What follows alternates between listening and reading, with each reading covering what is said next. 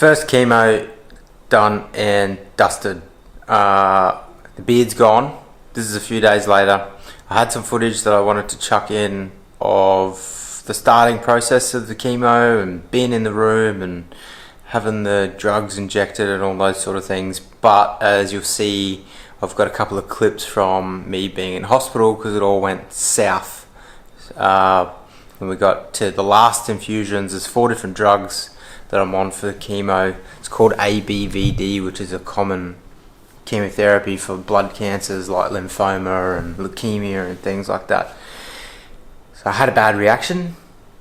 About 5 minutes to go of the last infusion. I'd been there for about 6 hours, and as I'll explain in these other clips, they're thinking it might have been an infection that I had in my gut that they reacted to, or I could just be reacting to the drugs. And unfortunately, it's like a double-edged sword.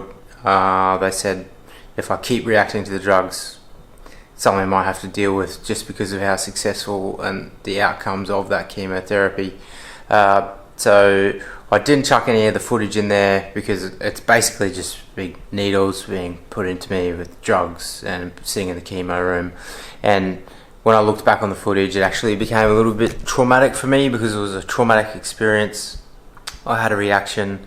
They hit the blue code button in the hospital, which, if you know what that is, it's 8 or 9 doctors and bloody 12 nurses came running in, and they put me on an ECG machine immediately because my heart rate went up, and they were freaked out that I was having this cardiotoxic reaction to one of the drugs, which can happen.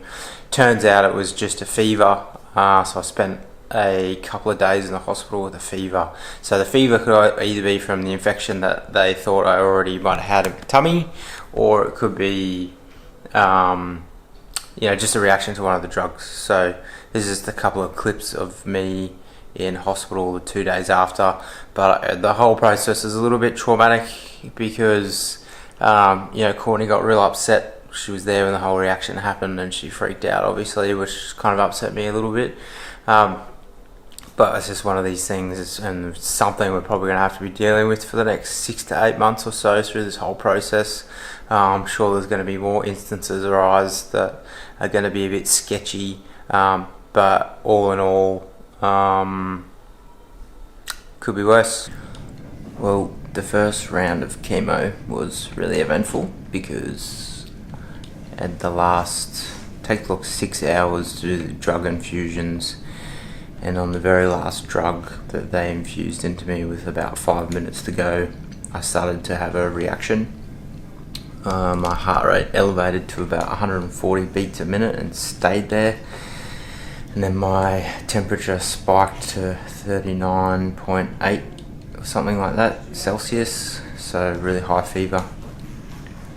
Got rushed to emergency and ended up having to stay in the night. So this is the next day now, so I've had to be monitored, had to have my heart monitored and my temperature monitored all night. It all basically came back down itself, just with I think they gave me like 500 milligrams of paracetamol, and that was about it. So today's day 2. I'm feeling okay. I don't feel too sick or anything like that. They got me on drips and meds and electrolytes, making me feel good. So I haven't been too sick yet, but I have to stay in tonight again with a 24-hour heart monitor, and they're running more tests. They've done urine, stool, bloods, everything you could think of, because they're trying to rule out the possibility of me maybe forming an infection of some sort before I had come in. I had a bit of an upset stomach, which I told them about. They couldn't find anything in any of the tests that showed infection, but even a severe immune response can sometimes kick off bad reactions in these drugs. So just got to rule all that out. And I'm staying in again tonight. Yeah. This is my new best friend. I have to take with me everywhere. Just ready as I'll ever be. Take a deep breath.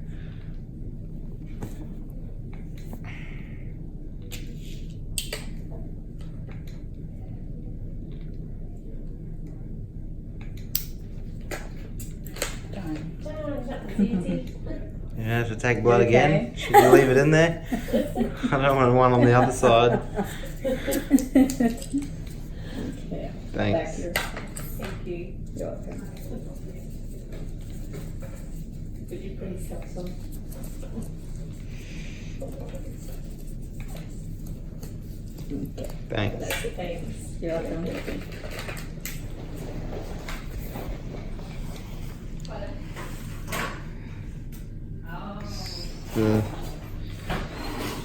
One there, one there, one in there this morning, one in there.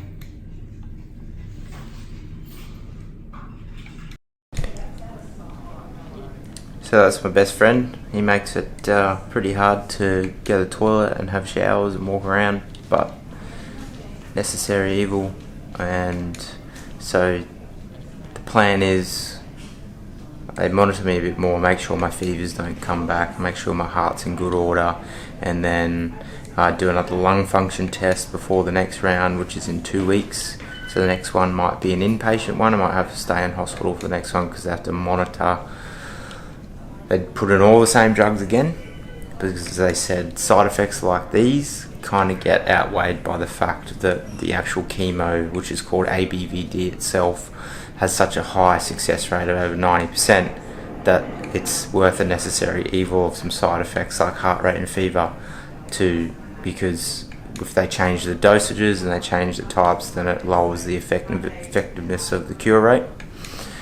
So one thing I found pretty amazing is that sort of after I had the chemo yesterday and then overnight, the swelling has already gone down on my chest here where I had these lymph nodes swollen. And everywhere that was sort of apparent on my PET scan where I've had the bad cells that showed up was really warm and fuzzy and tingly and doing weird things last night, even into my thigh where they found it in the bone. So it must work pretty quickly because I only have to do 2 months of it to get another PET scan. The word is that sometimes even after 2 months it can be completely gone, and the rest of the rounds are just to make sure that the cells are completely rid of your body. But first round done and dusted with plenty of drama, but I feel fine now, so I don't know how I'm going to feel the next 7 days or so, probably pretty average. But first round done, and this is all part of the journey, I'm guessing, even with the bad side effects. So that's the update. I'll catch up with you when I feel a little bit shitter.